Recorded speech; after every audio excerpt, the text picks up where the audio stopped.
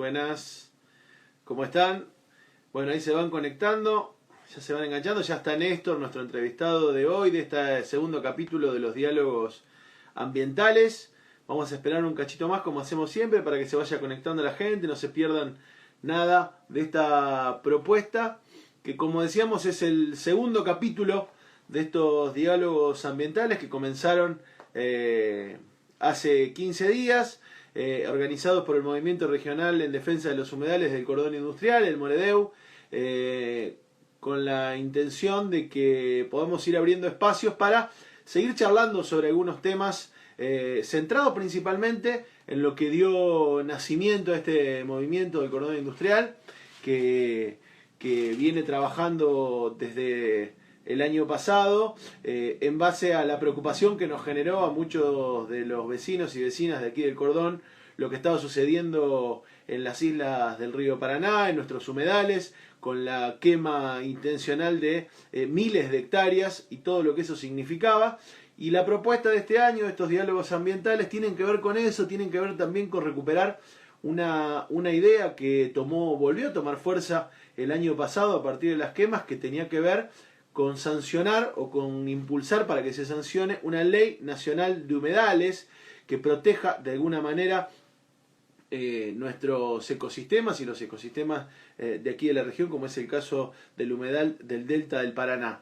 En el primer capítulo estuvimos charlando con la Asociación de Abogados Ambientalistas, con Lucas Michelot, en torno a toda la cuestión vinculada más a lo legislativo, ¿no? A la cuestión de las leyes, qué leyes ya hay, qué leyes se cumplen, cuáles no, cómo afecta la falta de presupuesto de esas leyes. Fue un poquito lo que repasamos, que de paso los invito y las invito que si no lo pudieron ver, vayan a nuestro feed, ahí en el Instagram de Moredeu, donde está completa la charla que teníamos con Lucas Michelot hace 15 días, hace 2 jueves atrás, y como decíamos, hoy volvemos a repetir un nuevo capítulo de diálogos ambientales, también pensando en esta idea de volver a poner sobre la mesa el debate de los humedales. En este caso, ya tenemos conectado ahí del otro lado, ya le vamos a dar ingreso a Néstor Dileo, que es parte de un grupo de docentes e investigadores de la Facultad de Ciencias Agrarias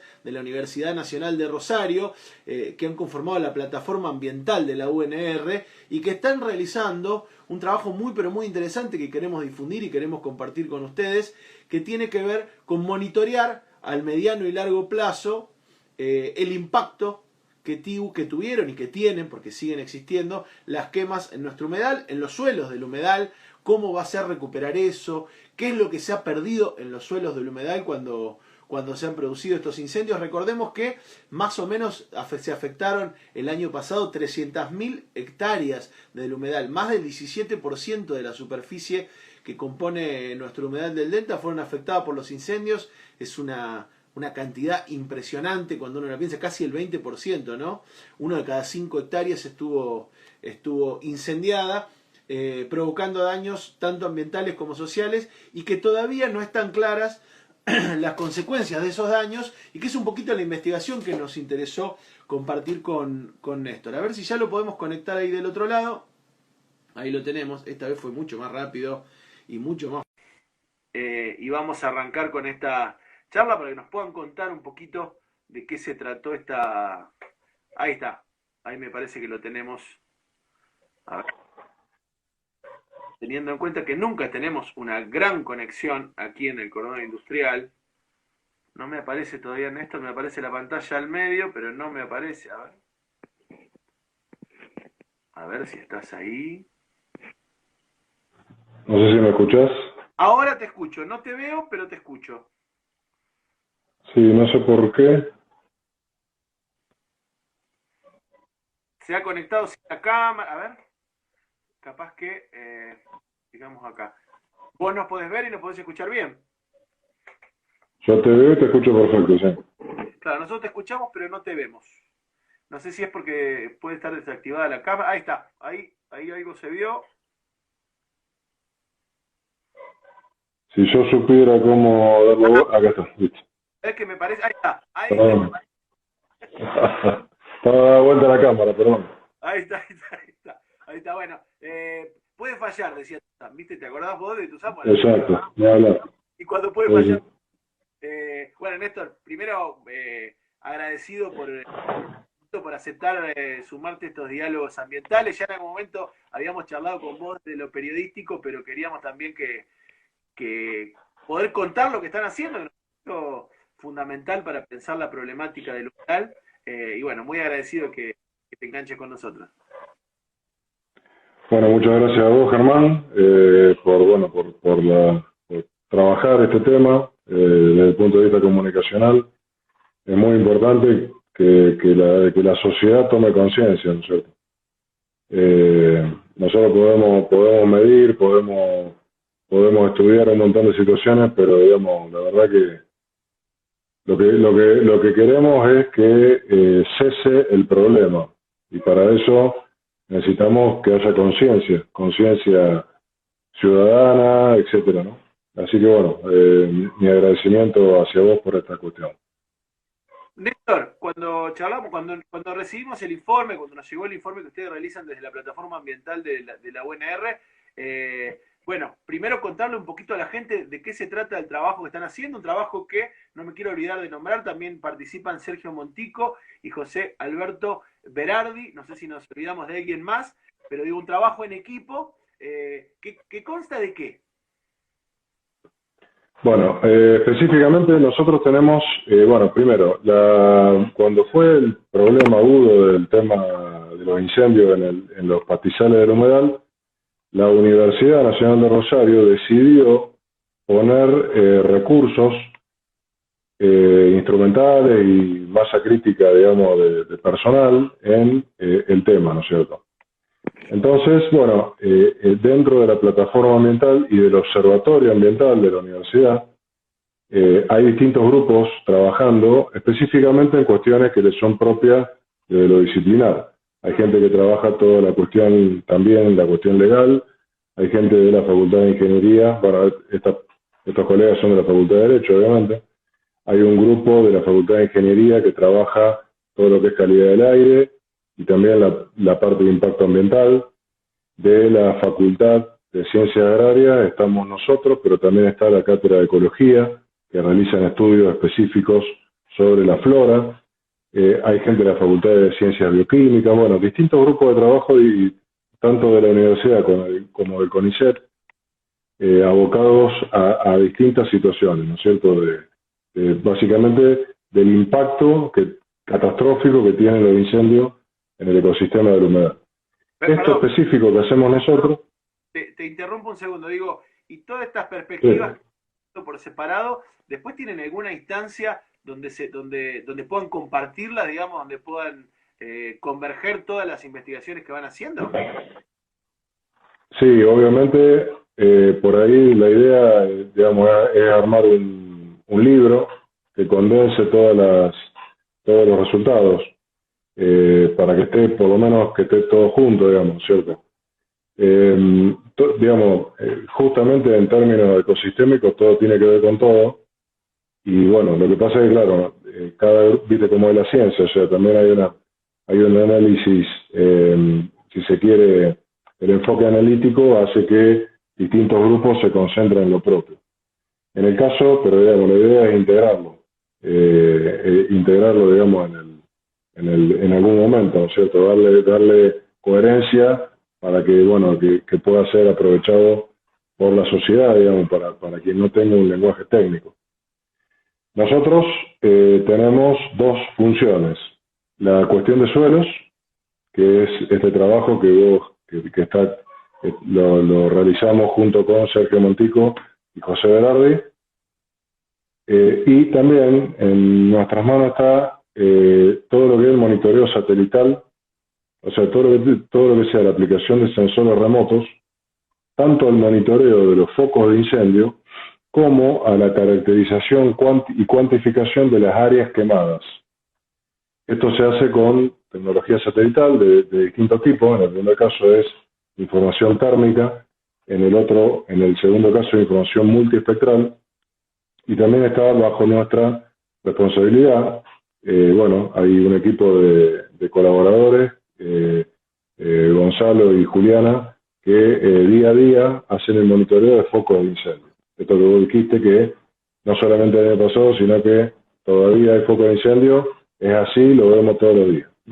Sí, vimos que Siendo, quizás no aparece ahora tan presente en la agenda diaria, porque los focos inclusive son menos, pero también están más alejados de la costa, lo que hace que, viste cómo es, si no se ve o no se siente lo que se sintió el año pasado, por ahí pareciera que no existiese, pero nosotros venimos también desde Moredeu siguiendo diariamente o semanalmente los focos de incendios y uno ve que no han cesado, ¿no? no, no han cesado, de hecho no han cesado, se verifican, como vos bien decís, en menor cantidad, por suerte, en menor cantidad, y tienen también menor durabilidad, por suerte. Lo que pasa que, bueno, el río está muy, muy bajo, el nivel del río está muy bajo, ahora en estos últimos días subió un poquito, pero el domingo hizo 0,55, acá en Rosario, o sea, ahora está en 0,70, por suerte subió. Pero digamos, es un escenario, o sea, de cara a al invierno que se viene, que es cuando a raíz del ciclo de la flora y también por imperio del frío, la vegetación, digamos, se seca, ¿eh? El peligro, digamos, de que se vuelvan a repetir incendios similares a lo del año pasado está. Ojalá no ocurra, obviamente, pero el peligro está. Porque como vos bien decís, se quemó un quinto del humedal. O sea, para hacer números redondos, el área de responsabilidad del PIECA, más o menos, extendiéndolo un poquito hacia el norte, para hacer números redondos son 2 millones de hectáreas. De esos 2 millones de hectáreas se quemaron casi 400.000. O sea, está el 20% el casi 20% que vos comentabas, ¿no es cierto? Es impactante, De esos 2 millones de cuando uno lo piensa. Tremendo. De eso, claro, digamos, imaginémonos que el parque, por ejemplo, el parque Villarino en Zavalla tiene 107 hectáreas. El parque Independencia de Rosario tiene algo menos.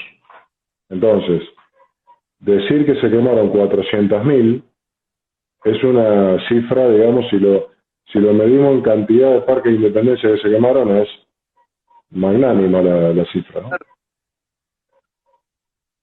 Pero, por ejemplo, de 2 millones de hectáreas estamos teniendo alrededor de un 7%, 7,5%, depende del lugar, pero digamos, si uno, para hacer número redondo y que se entienda, si uno mira el humedal desde arriba, tenemos una superficie cubierta por agua que en situaciones normales está entre el 37 y el 40%, el 35 y el 40%. Hubo un momento del año pasado, del invierno pasado, que estuvo en 6%.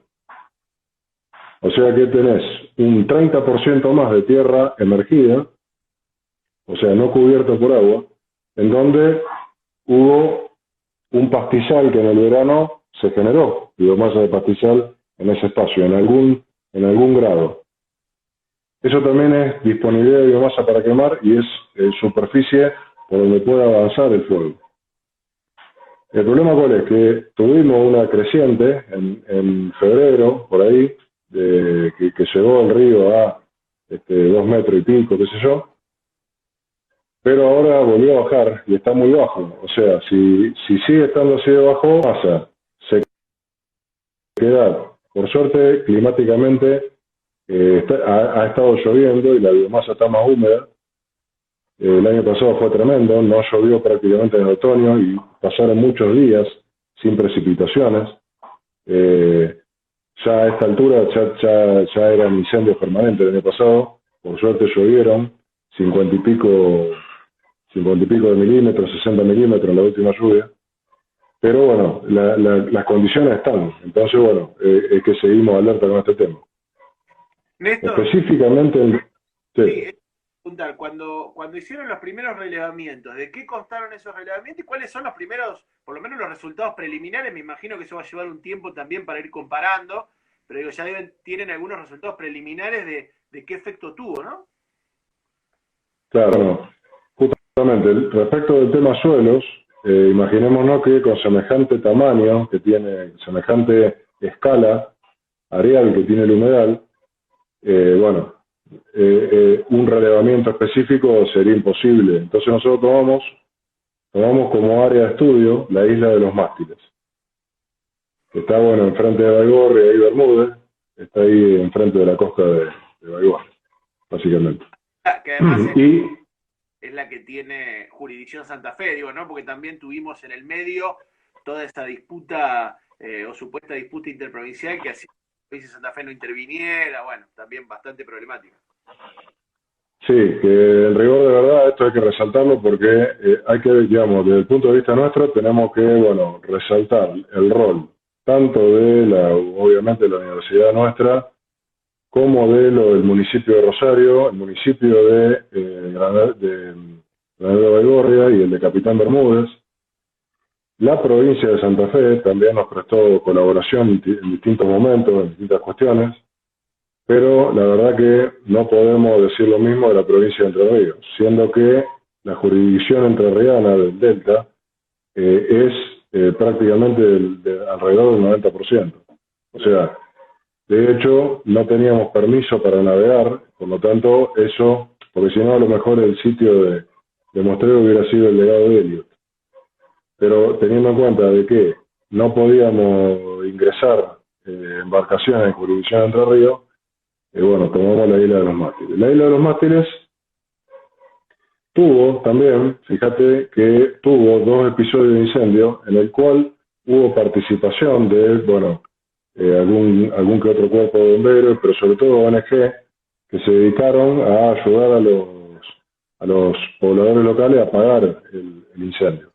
Entonces, lo que encontramos ahí nosotros, desde el punto de vista técnico, encontramos condiciones en los suelos de igualdad de la tipología de los suelos, porque los suelos de la isla son bastante variables, porque son aluviales, tienen una génesis bastante dinámica, digamos, etcétera. Por así decirlo, son suelos jóvenes, por decirle algo respecto de los suelos que tenemos acá en tierra firme. Entonces encontramos dentro de una misma tipología, dentro de una misma unidad de paisaje, una posición del paisaje, distintas condiciones de quemazón, distintas intensidades del fuego. ¿Cómo lo apreciamos? Cuando fuimos, había distintas acumulaciones de ceniza y distinto nivel de combustión de la vegetación. Entonces eso nos permitió trazar una especie de grilla en donde varían los tipos de suelo y varía también la intensidad del incendio. Sacamos 24 muestras de suelo en 2 profundidades para también ver el efecto en profundidad en el suelo. Bueno, ya ahora, digamos, y esto nosotros no solamente lo hicimos, esto fue fin de octubre, este relevamiento, lo vamos a reiterar ahora, fin de mayo, principio de junio, tenemos que hacer el segundo muestreo. ¿Qué buscamos conocer? El impacto del fuego en distintas propiedades de los suelos, primero, pero también buscamos conocer cómo, de qué manera, en qué tiempo se recuperan ciertas propiedades. ¿Por qué? Porque existe el mito urbano, o no tan urbano, existe el mito, digamos, en el sentido de que ese ambiente se recupera fácil del fuego. La verdad que, en rigor de verdad, nos encontramos con un impacto inicial bastante más alto del que suponíamos encontrar, y queremos ver si esa resiliencia que se sostiene, porque digamos, lamentablemente es justificación para todo, entonces la comisión del delito de prender fuego, que es un delito, se soslaya, se aliviana en el hecho de decir, bueno, pero las propiedades de ese ecosistema es muy dinámico y se recupera fácil. Bueno, queremos medirlo.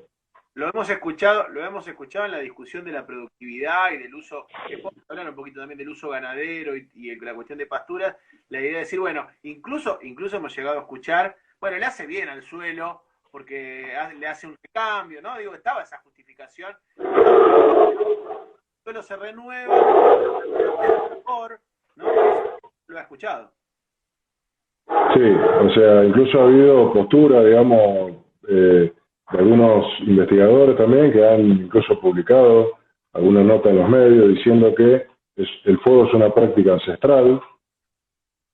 No, la verdad que no estamos de acuerdo. El impacto es muy alto.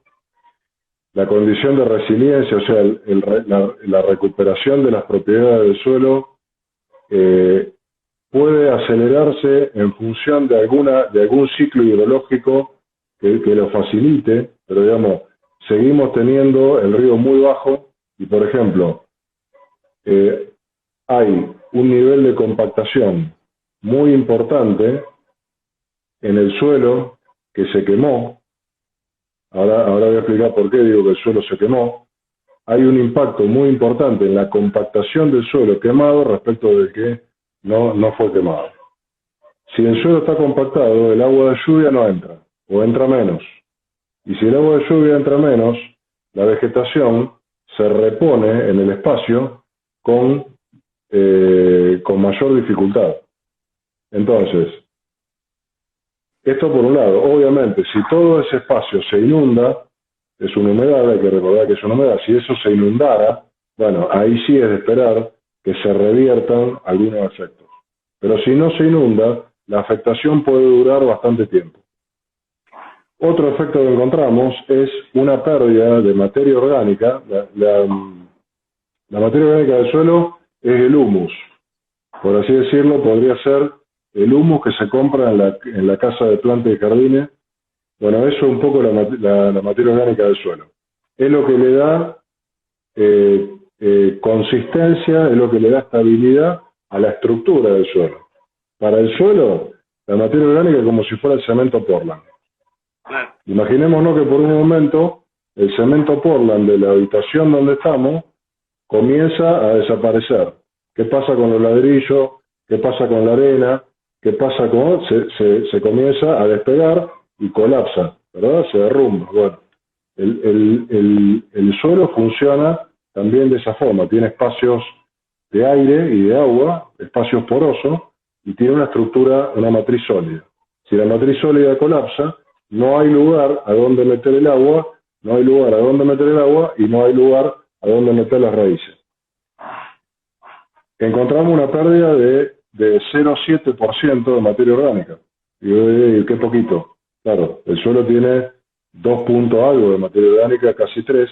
La pérdida de 0,7 es una pérdida bastante significativa que, para darnos una idea, equivale a una emisión a la atmósfera de 16 toneladas de dióxido de carbono por hectárea.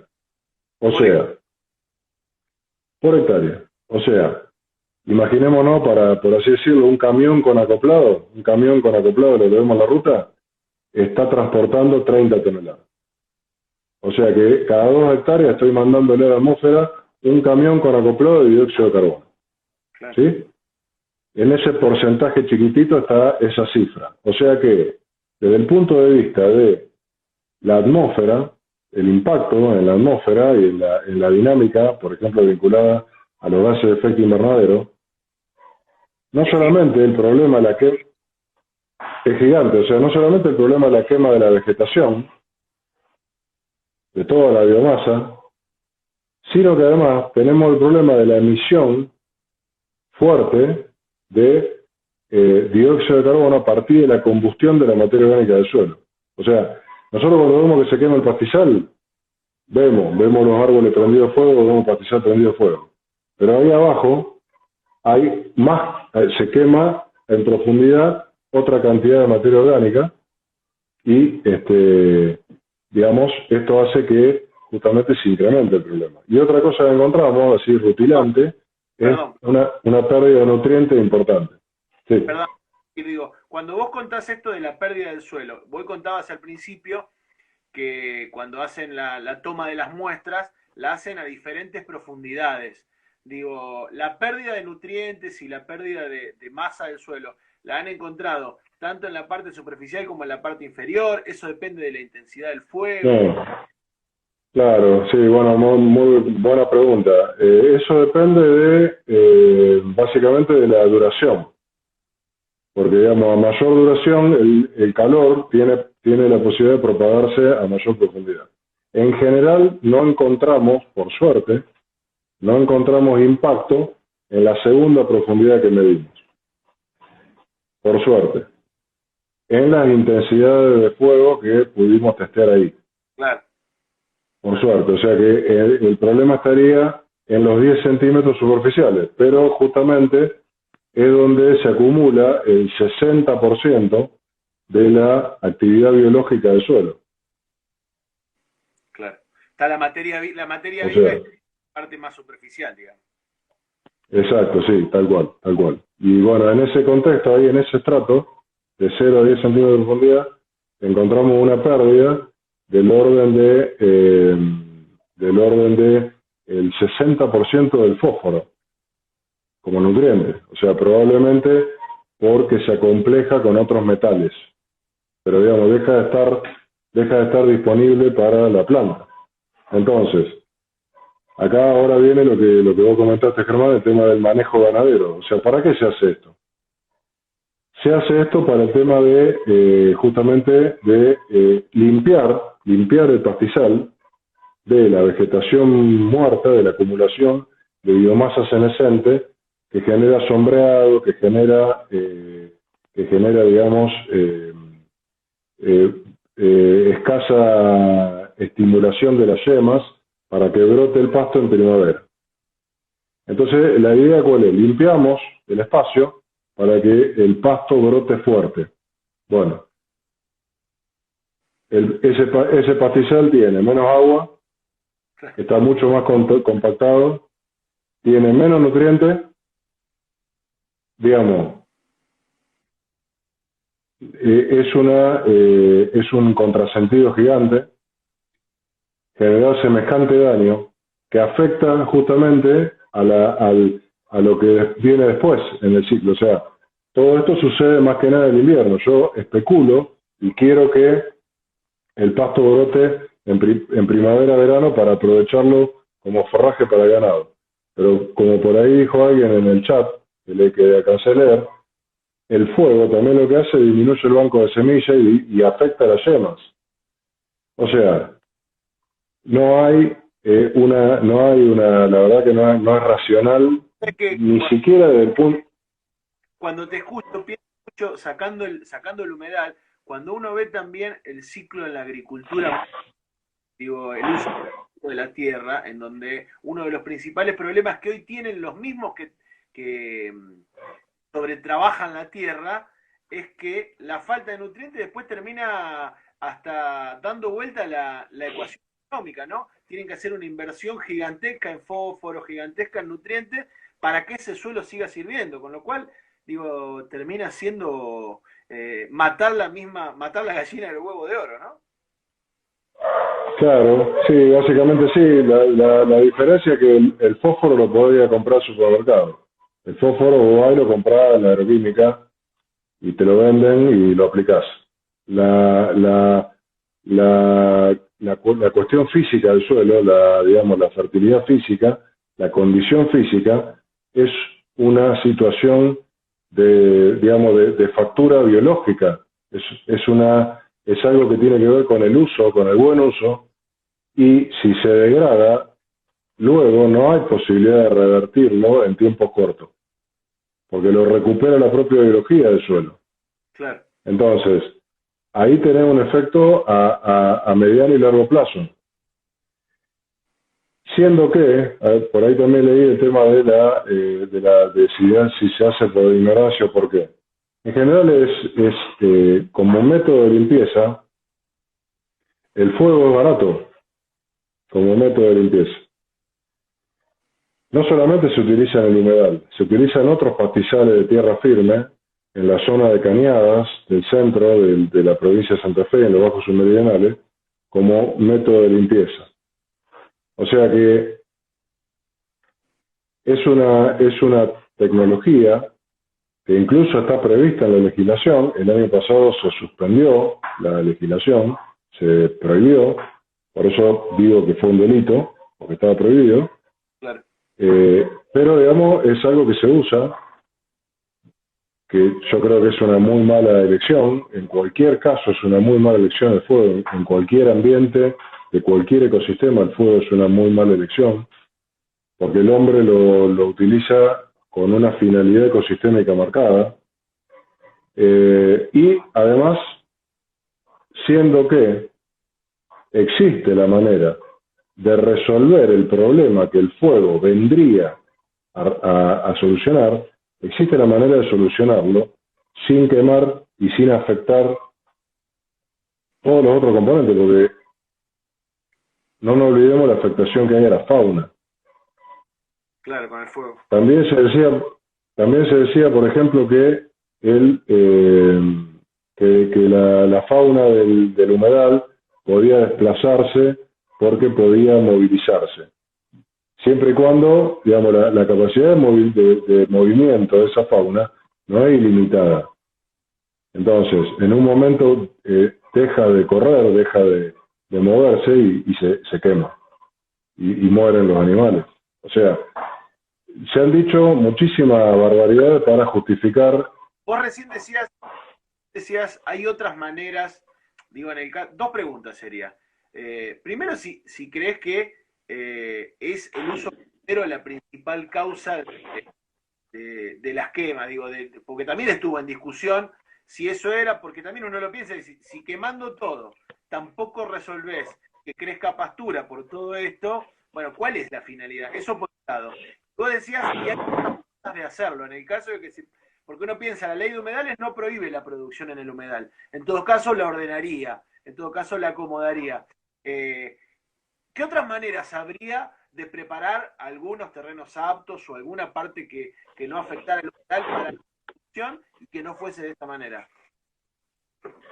Bueno, está buenísimo. A ver, está suficientemente probado, digamos, hay mucha información generada, de que incluso cierta ganadería bien llevada, bien manejada por profesionales, digamos, que conozcan tanto del animal como del recurso forrajero particular que ofrece el humedal, hasta incluso sería favorable para el ecosistema del humedal.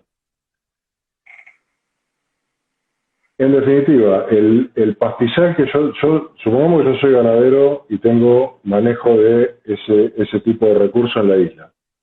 Si yo tengo que quemar el pastizal es porque no lo aproveché en tiempo y en forma. Es porque no soy un buen ganadero.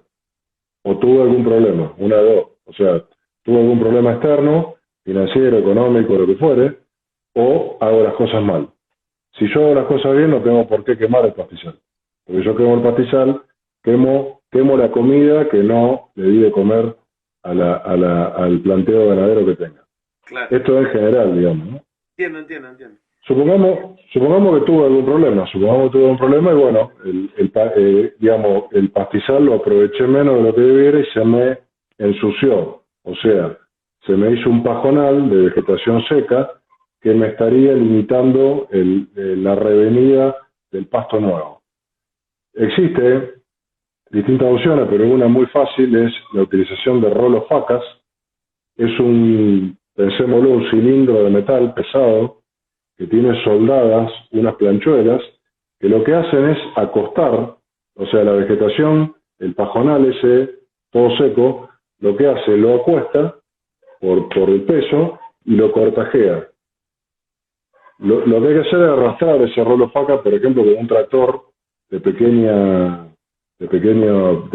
poca potencia, o por ejemplo con un par de caballos o lo que fuere, arrastrarlo. Entonces el pastizal se va, digamos, acostando, se cortajea, y ahí ya la temperatura se propaga mejor al suelo y las yemas brotan, y en realidad al suelo le restaste la calcinación que genera el incendio, no le sacaste la semilla que le prendiste fuego con la quema, digamos, un montón y ni hablar, no afectaste el resto de la flora, no afectaste la fauna y no afectaste los pulmones de los habitantes de Rosario, de San Lorenzo, de Villa Constitución, de Ramallo, digamos, de un montón de localidades contra la costa, ¿verdad? Entonces, ¿qué hay que hacer? Y bueno, hay que trabajar, hay que invertir, un dinero que no es muy alto en ese implemento y hay que dedicarle tiempo y esfuerzo a hacer ese desarrollo. Pero claro, un fósforo sale nada, un fósforo debe nada. Entonces, yendo al punto, por ejemplo, de la ley de humedales, en una cuestión de apreciación personal, todos los proyectos que hemos estado viendo, qué sé yo, se han estado ahí planteando, tienen que ver con todos plantean una ampliación de las áreas de reserva bajo la figura de parques nacionales, parques provinciales, reservas municipales y, lo que es interesante, los faros de conservación. Ahí, por ejemplo, hay buenas noticias porque el Ministerio de Ambiente de Santa Fe plantea la ampliación del Parque Nacional Isla de Santa Fe, plantea, por ejemplo, la constitución de una reserva provincial en la isla Sabino Corsi, que es el Banquito, que está enfrente de Rosario, por ejemplo. La Municipalidad de Rosario, en el legado de Elliot, que es la reserva de los Tres Cerros, incluso plantea, junto con la Universidad Nacional de Rosario, la instalación de una unidad de monitoreo ambiental, con instrumental, para monitorear el ambiente del humedal en general. O sea, y además la idea de los faros de conservación es que estén equiespaciados en el humedal, o sea, que estén repartidos en el humedal para representar la variabilidad. Porque, digamos, imaginémonos que son 2 millones de hectáreas. Si lo tenemos que medir en ancho y largo, son 60, 65 kilómetros de ancho, en algunas partes, por 200, 250 kilómetros de largo. En otras partes, con una figura irregular, ¿no es cierto? O sea, en todo ese espacio no es todo igual. Entonces está bueno esto de los faros de conservación para representar esa variedad. Pero... Perdón que te interrumpa, si no estaríamos decidiendo observar algunas partes y otras no, digo, ¿no? Perdiendo algunas partes. Exacto, claro. Tal cual, tal cual. Entonces, exactamente. Entonces, lo que sí está claro para mí, como ingeniero agrónomo, son dos cosas. Primero y principal, es un ambiente tan sensible que cualquier actividad agrícola tiene que estar prohibida. Cualquier actividad agrícola. Salvo alguna producción hortícola de abastecimiento directo a los habitantes del espacio, alguna quinta, alguna cosa, pero digamos, no se puede permitir ningún grado de agricultura extensiva en ese ambiente, bajo ningún concepto, por un lado. ¿Por qué? Porque el impacto, digamos, cualquier sustancia, cualquier práctica biocida que mate vida, tiene un impacto mucho más intenso en ese tipo de ambiente que en lo que tenemos en la región pampeana. Claro. ¿Sí? Por un lado. Por otro lado, la ganadería, o sea, tendríamos, en el humedal que tendríamos espacio de conservación de la jurisdicción que fuere, que serían reservas. ¿Qué vamos a tener? Vamos a tener una gran parte del territorio que va a ser privado, que van a ser campos privados, con dueños privados que quieren sacar una renta, que quieren sacar, digamos, una ganancia, digamos, ¿no? Porque, digamos, también hay que entender que la producción agropecuaria no es un servicio público. El que la hace porque necesita o porque pretende una ganancia. Bueno, bacanudo. Pero no puede realizarse sin control.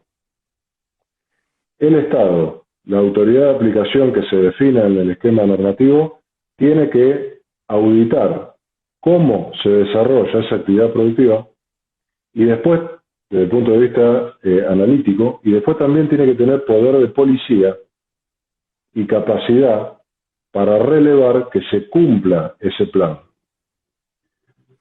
Porque si no, digamos, nada nos estaría impidiendo que se reiteren estos episodios. Digamos, tiene que ser... En el diálogo anterior que hicimos con Lucas Michelot de la Asociación de Abogados, también llegado a este punto, casi al final como ahora, repasábamos un poquito la cantidad de normas que ya existen y que si no hay ni presupuesto, ni infraestructura, ni poder de policía, la verdad que una acumulación de leyes tienen demasiado sentido, ¿no?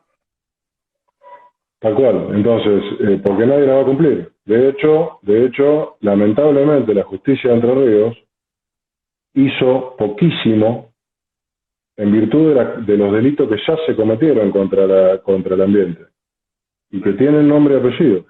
Entonces, hay una realidad. Si el delito no se combate, digamos, va a ser muy, digamos, estamos en un momento complicado, ¿no?, de la sociedad argentina y a nivel mundial también.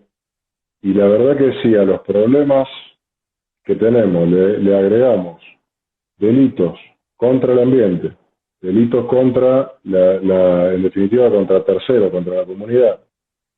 Digamos, estamos en un severísimo riesgo de anarquía total. Entonces, eso no lo podemos permitir como sociedad.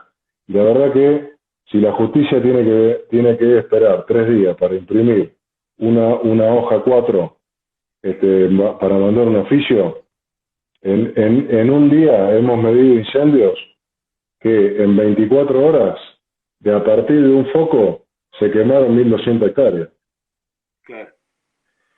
A su vez, esto que no quería olvidarme, esto que vos comentaste, el tema de el origen de la intención del incendio.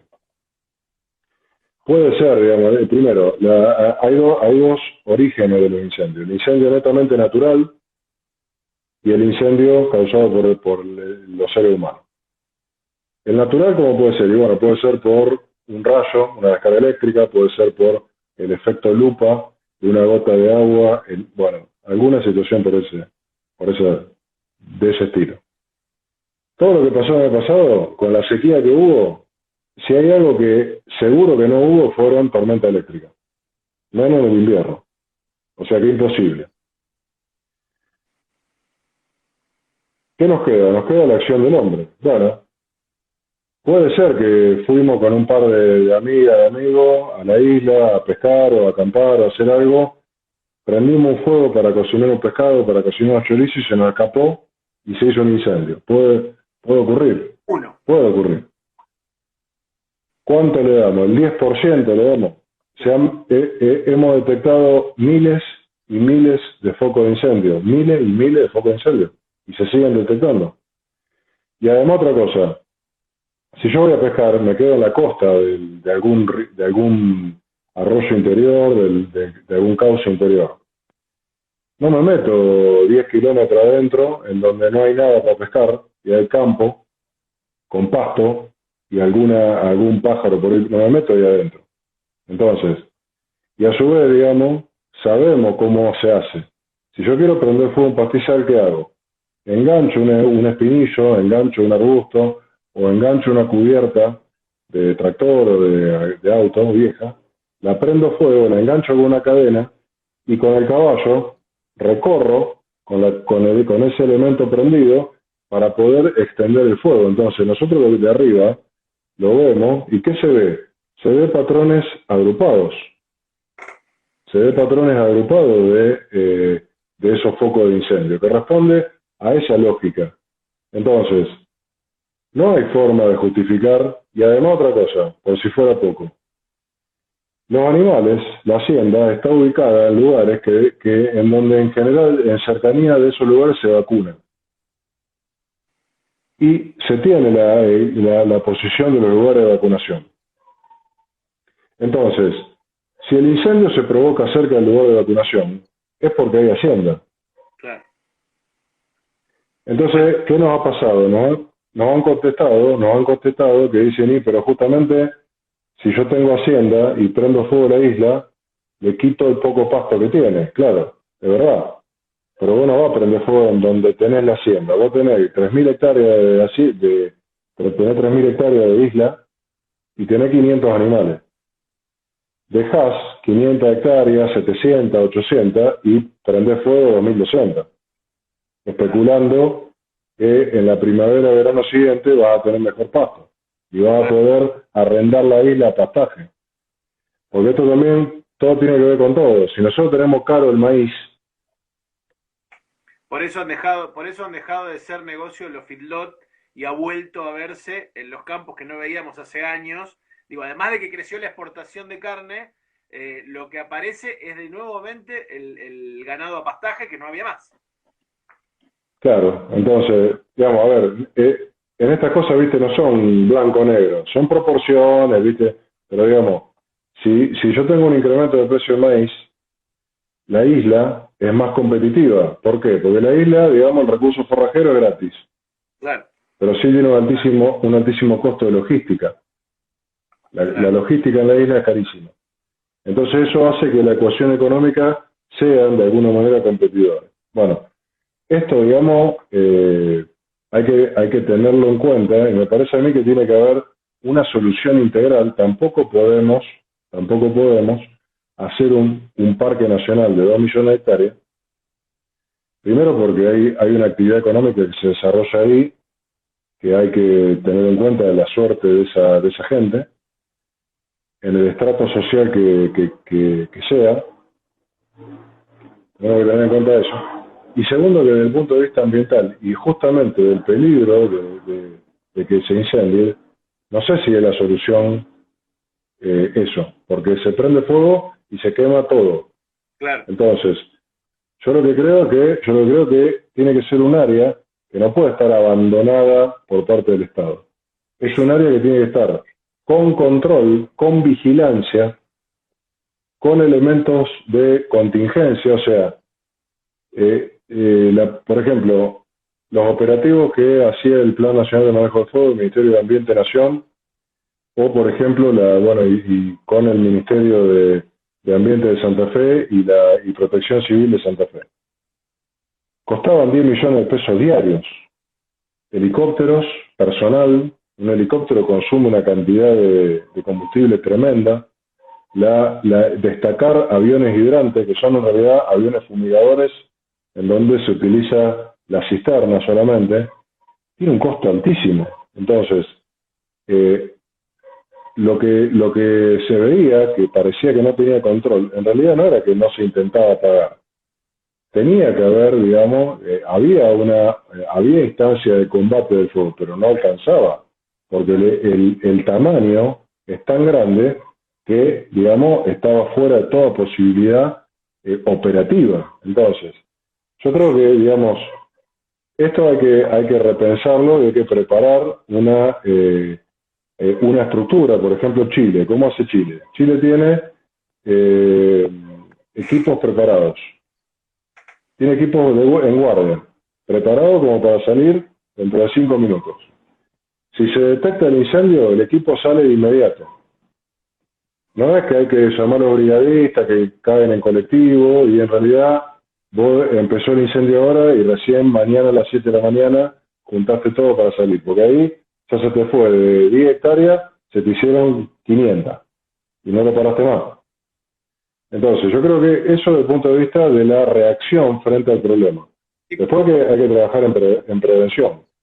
Sí, y pensaba en esto que vos decís, porque también esto de los hidrantes que vinieron, de contratar, hubo una etapa en que no se conseguían, en que, digo, más allá de los recursos, se terminan gastando mucho más recursos cuando se piensa la protección de manera excepcional. Si uno pensara en una protección que tiene recursos destinados regularmente, que tiene algunos hidrantes preparados para eso, obviamente no para esa magnitud, no se llegaría a esa magnitud. Por último, antes que terminemos, ¿sabés que me quedó picando dando vuelta? Que vi varias preguntas también. Digo, en este estudio que ustedes hacen, hubo un debate apenas al poco tiempo de que cesaron los grandes incendios, de, bueno, cómo es la recuperación del humedal. Incluso había discusiones de que no convenía la implantación, porque conviene que solo se recupere. Digo, bueno, ¿cómo es eso en torno a lo concreto, más pensando desde los estudios de ustedes, de lo científico? ¿Cómo ves la perspectiva de recuperación del humedal, teniendo en cuenta esto, ¿no? Que tampoco tenemos perspectiva de que crezca mucho ahora, pero ¿cómo ves a mediano plazo esa recuperación? Y es difícil si se quiere, difícil de arriesgar, digamos, un resultado. Si la dinámica hídrica continúa como está, va a tardar más. En contra tenemos que el nivel del río sigue estando bajo, está muy bajo. A favor es que llueve un poco más que el otoño y que el invierno pasado hasta ahora. Esperemos que siga así, que siga lloviendo y que siga habiendo humedad, o sea, que siga habiendo oferta climática de precipitación. Eh, si es por la acción directa de recuperar mediante la implantación o la reforestación, qué sé yo, qué sé cuánto, es controversial. Yo no soy ecólogo, esto lo tendría que comentar a lo mejor algún ecólogo. Desde el punto de vista del suelo, yo lo único que puedo decir es que toda actividad biológica vinculada a raíces es positiva para la recuperación de las propiedades gráficas. ¿Por qué? Porque una raíz de la especie que fuere, ahí abajo me genera exudados, me genera posibilidad de vida de microorganismos, me genera actividad biológica que si yo no lo tengo, o si lo tengo después en el tiempo, los efectos positivos van a ocurrir después o con menor intensidad. Pero claro, hay interacciones, hay otro tipo de interacciones Claro. que podrían no ser las adecuadas. O sea, eso por ahí, desde el punto de vista del suelo, o sea, yo prefiero, voy a decir una barbaridad para que, hasta diría provocativamente. Bueno, habrás visto que en eso que te pasé, en el reporte que hizo la universidad con nuestro trabajo, hay fotos de el campo quemado. Uh-huh.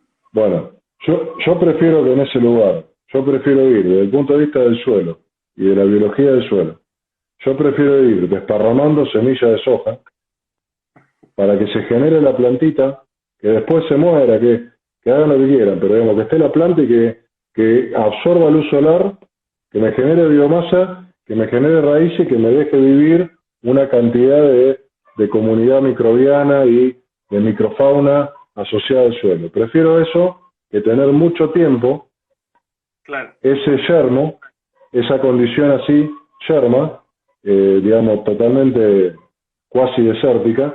Yo prefiero estimularla, pero reitero, no estoy teniendo en cuenta otro tipo de interacciones. O sea, estoy pensando en el suelo, ¿no es cierto? Es la contradicción, ¿no? Mira, mañana te sacamos el titular, ¿no? Néstor Dileo quiere plantar soja en las islas. No, por favor. Se entiende el planteo desde lo biológico. Néstor, Claro.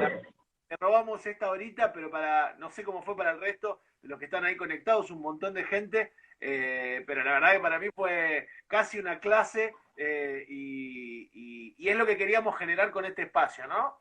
Son temas que son muy específicos, pero que está bueno que se dejen de discutir solamente en los ambientes académicos, ¿no?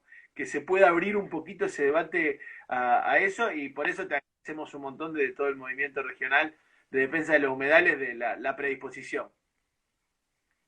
Sí, bueno, comparto, bueno, digamos, también retribuyo el agradecimiento, Germán, excelente. Como dije al principio, hay que tomar conciencia, hay que, hay que entender que la solución a lo mejor está en algún punto intermedio, que hay que encontrarlo, hay que estudiarlo. Tenemos con qué estudiar, tenemos potencia analítica, hay decisión de algunos estamentos estatales en no abandonar esta tarea. Yo creo que los extremos, digamos, son negativos en esto porque se arma la grieta y nada cambia. Yo creo que tenemos que encontrar un punto de equilibrio. Nosotros por lo menos estamos abocados a eso, ¿no es cierto? Así que bueno, para mí fue un gustazo. Igualmente, para nosotros también fue un gustazo grande. Le decimos a todos los que están enganchados ahí del otro lado que en estos días en las redes sociales del movimiento vamos a difundir el informe, ir desglosándolo, ir dándole algún formato de redes sociales también para que se pueda compartir, y por supuesto va a estar esta charla también ahí colgada en nuestras redes sociales. Y los invito ya de paso, que están enganchados, antes que nos vayamos, la semana que viene, si todo sale bien, vamos a tener la tercera edición de los diálogos ambientales con Macarena Romero Acuña, que es antropóloga, también del CONICET y también de la UNR, para pensar los humedales, como venimos pensando de diferentes perspectivas, con su gente, ¿no? Que también son parte de estos humedales, la perspectiva vinculada a la gente que vive en el humedal. Vimos lo legal, vamos viendo lo de los suelos y lo técnico y también queremos ver lo de su gente, así que el jueves que viene los invitamos acá. Muchas gracias, Néstor, un abrazo muy grande y saludos para todos los que están ahí del otro lado. Nos encontramos, si todo sale bien, el jueves que viene. Hasta la próxima. Chao, hasta la próxima.